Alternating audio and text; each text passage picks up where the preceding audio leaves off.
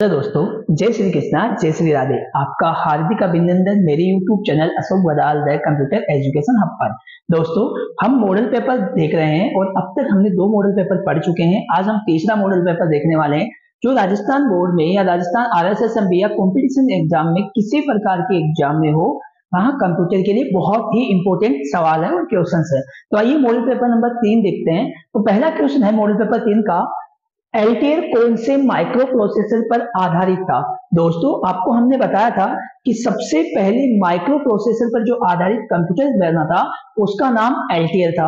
अब वो एल्टेयर कौन से माइक्रो प्रोसेसर पर आधारित था, तो वो था इंटेल 80008, यानी इंटेल 8008 पे आधारित था। नेक्स्ट क्वेश्चन देखते हैं दोस्तों। सन 1978 में IBM कंप्यूटर की श्रृंखला का पहला लोकप्रिय कंप्यूटर किस माइक्रो प्रोसेसर पर आधारित था। अब 1978 की बात करें तो सबसे जो IBM कंपनी ने सबसे पहला कंप्यूटर बनाया था वो किस माइक्रो प्रोसेसर पर आधारित था दोस्तों, इंटेल 80186 80186 पे आधारित था। नेक्स्ट कहते हैं, 5वीं पीढ़ी के कंप्यूटर कौन सी तकनीक पे कार्य करते हैं। दोस्तों, हम 5th जनरेशन की बात करें तो वो कौन सी तकनीक पे काम करते हैं, ट्रांजिस्टर, VLSI, इंटीग्रेटेड सर्किट और AI टेक्निक्स। तो दोस्तों मैं आपको बता दूं वो AI टेक्निक्स पे है। यहां से हम एक बार और डिस्कस करते हैं कि ट्रांजिस्टर का प्रयोग 2nd जनरेशन में हुआ था। दोस्तों, ट्रांजिस्टर का उपयोग हमारे पास 2nd जनरेशन में हुआ था। वेरी लार्ज स्केल इंटीग्रेशन, इसका उपयोग हमारे पास 4th जनरेशन में हुआ था। इंटीग्रेटेड सर्किट IC का उपयोग हमारे पास 3rd जनरेशन में हुआ था। और 5th जनरेशन जो टेक्नोलॉजीज आज के टाइम में चल रही है वो है AI टेक्नोलॉजीज। तो नेक्स्ट क्वेश्चन है अपने दोस्तों, 5वीं पीढ़ी के कंप्यूटर में VLSI के स्थान पर क्या उपयोग किया गया। दोस्तों, हमने यहाँ पे प्रोसेसर की बात करें तो VLI very large scale integration के स्थान पर यहाँ पे ULSI का प्रयोग होने लगा, अल्ट्रा लार्ज स्केल इंटीग्रेशन का प्रयोग होने लग गया। नेक्स्ट की बात करते हैं दोस्तों, चार्ल्स बेबेज ने डिफेंस इंजन का निर्माण किया। तो दोस्तों, चार्ल्स बेबेज ने सन 1800, ये गलत है सर दोस्तों, यहाँ 1821 आएगा। क्या आएगा, 1821। सन 1821 में अपना प्रोजेक्ट स्टार्ट किया। 1833 पर डिफेंस इंजन पे काम किया। 1833 के बाद में उन्होंने एनालिटिकल इंजन बनाया और एनालिटिकल इंजन जो बना था दोस्तों, उसका जो सिद्धांत था उसी सिद्धांत पे आज का कंप्यूटर कार्य करता है। इसीलिए चार्ल्स बेबेज को फादर ऑफ कंप्यूटर कहते हैं। ये अपन ने पहले जान लिए थे। तो यहाँ जो ऑप्शन में है वो 1900 दे रखा है, लेकिन यहाँ पे आएगा 1821। नेक्स्ट है, मॉनिटर का उपयोग किस पीढ़ी में हुआ था। ये कहना चाह रहा है कि किस पीढ़ी में कंप्यूटर में, किस पीढ़ी के कंप्यूटर में मॉनिटर का उपयोग किया गया था। तो दोस्तों हम आंसर देखेंगे तो आएगा 3rd जनरेशन, तीसरी पीढ़ी जो है उसमें कीबोर्ड का प्रयोग किया गया था। उससे पहले पंच कार्ड का प्रयोग किया जाता था, हमने ये भी जाना। नेक्स्ट है, ऑपरेटिंग सिस्टम की अवधारणा किस पीढ़ी में पेश की गई। ऑपरेटिंग सिस्टम की अवधारणा हमारे पास दोस्तों तीसरी पीढ़ी में ही की गई थी, जहां उस समय हमारे पास कीबोर्ड भी उपयोग किया गया और operating system, real time operating system का भी प्रयोग 3rd जनरेशन में जाके हुआ था। नेक्स्ट है, C++, DBMS, SQL आदि भाषाओं का उपयोग किस पीढ़ी में जाकर हुआ। तो दोस्तों ये सारी हाई लेवल लैंग्वेज है। हाई लेवल लैंग्वेज का उपयोग 4th जनरेशन में हुआ था। इससे पहले low level language COBOL, Fortran, उनका प्रयोग 3rd जनरेशन में हुआ था। उससे पहले 1st जनरेशन में और 2nd जनरेशन में, 1st जनरेशन में अपने पास मशीन लैंग्वेज का और असेंबली लैंग्वेज का उपयोग किया जाता है। नेक्स्ट है, चार्ल्स बेबेज के सहायक के रूप में कार्य करती थी। चार्ल्स बेबेज की सहायक कौन थी, एक बंदी जिसका नाम था अगस्टा लेडी किंग नोवेल। दोस्तों ये पहली बंदी है जिसने प्रोग्रामर भी कहते हैं और महिला प्रोग्रामर थी, Agusta lady king novel. Next है, कंप्यूटर क्या है। हमारे छोटा सा जो सबको पता होना चाहिए कंप्यूटर क्या है, वो एक इलेक्ट्रॉनिक डिवाइस है। इलेक्ट्रॉनिक डिवाइस है, सूचना प्रणाली का महत्वपूर्ण हिस्सा है। आज की बात करें दोस्तों, सूचना प्रणाली, सूचना होती है इंफॉर्मेशन, इसको एक स्थान से दूसरे स्थान तक भेजने के लिए कम्युनिकेशन कहलाता है। वैसे ही हमारे पास यहाँ पे मुख्य प्रणाली क्या है, कंप्यूटर है। कौन सा है, इनमें से ऑप्शन में आएगा कंप्यूटर। नेक्स्ट है सूचना प्रणाली के प्रमुख भाग किसका हिस्सा है, या कौन कौन से भाग है जो इसका है। तो यहाँ सूचना प्रणाली के कंप्यूटर के कौन कौन से भाग है, data, information, software, hardware, procedure और पीपल, ये सारे के सारे ही हमारे पास इसके हिस्से होते हैं। आईसीटी में आपने पढ़ा होगा कि हमारे पास 5 हिस्से होते हैं। एक जैसे ही अपने पास यहाँ कौन कौन से सूचना प्रणाली के मुख्य भाग है। नेक्स्ट है प्रोसेस हुए डाटा को क्या कहा जाता है। जब डाटा पे प्रोसेसिंग हो जाती है और जो हमें रिजल्ट या परिणाम प्राप्त होता है उसे सूचना कहा जाता है, इंफॉर्मेशन कहा जाता है। तो यहाँ आंसर क्या आ जाएगा दोस्तों, इंफॉर्मेशन। नेक्स्ट है सिस्टम यूनिट, इनपुट यूनिट व आउटपुट यूनिट मुख्य भाग है। किस चीज के भाग है ये सारे के सारे, तो कंप्यूटर सिस्टम के भाग होते हैं।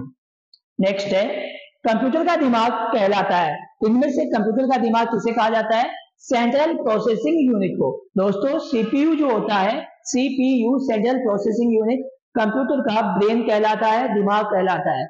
नेक्स्ट क्वेश्चन अपने पास है सीपीयू के प्रमुख भाग है।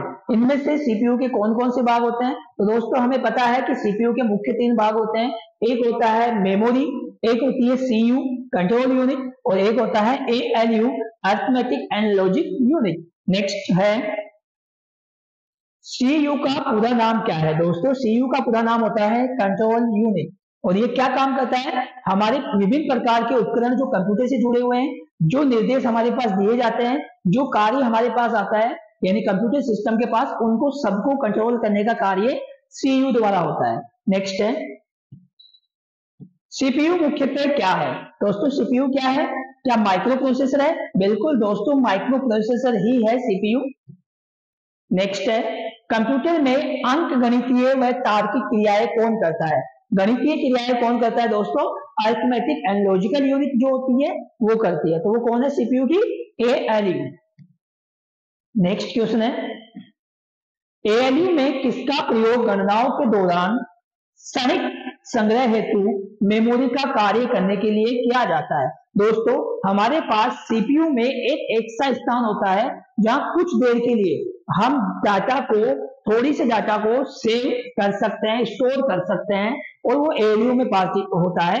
एएलयू अरिथमेटिक लॉजिकल यूनिट में एक हमारे पास रजिस्टर्स होते हैं, उन रजिस्टर में अपन क्या करते हैं, डाटा को सेव कर सकते हैं, और साथ में होते हैं एक्यूमुलेटर। तो ये दोनों ही आंसर आएंगे, रजिस्टर और एक्यूमुलेटर।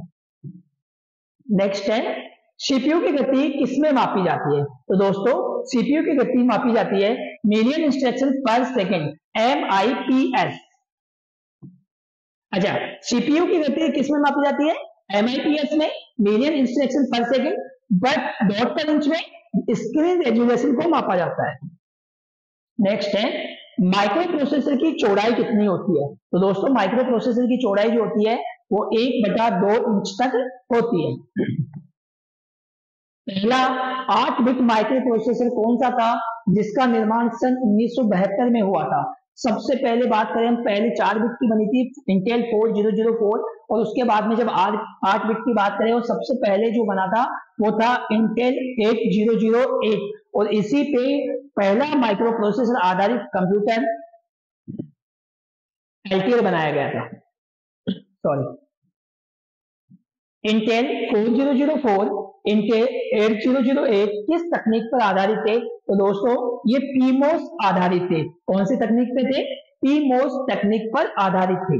नेक्स्ट है माइक्रो प्रोसेसर इंटेल 8080 का विकास कब हुआ। 8080 का विकास दोस्तों हमारे पास 1973 में हुआ था, और 1972 में किसका हुआ था, 8008 का। नेक्स्ट है इंटेल के अलावा माइक्रो प्रोसेसर बनाने वाली प्रमुख कंपनियां कौन सी है। तो दोस्तों इंटेल के अलावा अगर कंपनियों की बात करें तो AMD भी माइक्रो प्रोसेसर बनाती है, साइडिक्स भी बनाती है, और मोटोरोला भी बनाती है। तो ये सारी आ जाएगी। नेक्स्ट क्वेश्चन है advance micro device AMD। AMD का पूरा नाम होता है एडवांस माइक्रो डिवाइसेज का पूरा नाम है। तो दोस्तों यहाँ पे तो आंसर और क्वेश्चन दोनों एक साथ ही आ गए हैं। कि AMD माइक्रो डिवाइस जो है पूरा नाम होता है यहाँ पे एडवांस माइक्रो डिवाइसेज।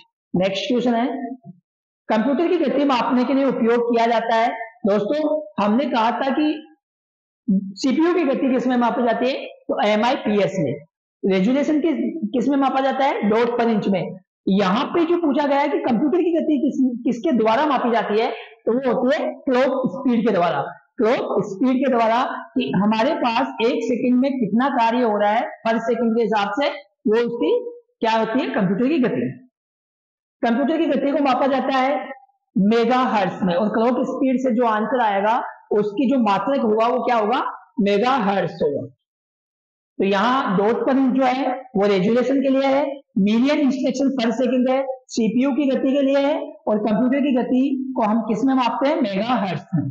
तो दोस्तों इस प्रकार हमारा मॉडल पेपर नंबर 3 कंप्लीट होता है, और हमने अभी तक चैप्टर नंबर 1 यानी कंप्यूटर बेसिक को ही इन 3 मॉडल पेपर में देखा है। आगे हम धीरे धीरे आगे बढ़ेंगे, पूरे चैप्टर को, पूरी बुक को, पूरे सिलेबस को कवर करते हुए यहाँ से, जिसमें हमारे पास MS ऑफिस भी होगा। MS ऑफिस के इससे MS Excel, MS PowerPoint, MS Word, Access सभी को हमने क्वेश्चंस पे बनाया हुआ है। ये 30 मॉडल पेपर आपके लिए बहुत ही इंपॉर्टेंट है, इसलिए अपने साथियों से जो कंपटीशन की एग्जाम की तैयारी कर रहा है उनके साथ शेयर कीजिए और पूरे में से पूरे नंबर लाइए। Thank you.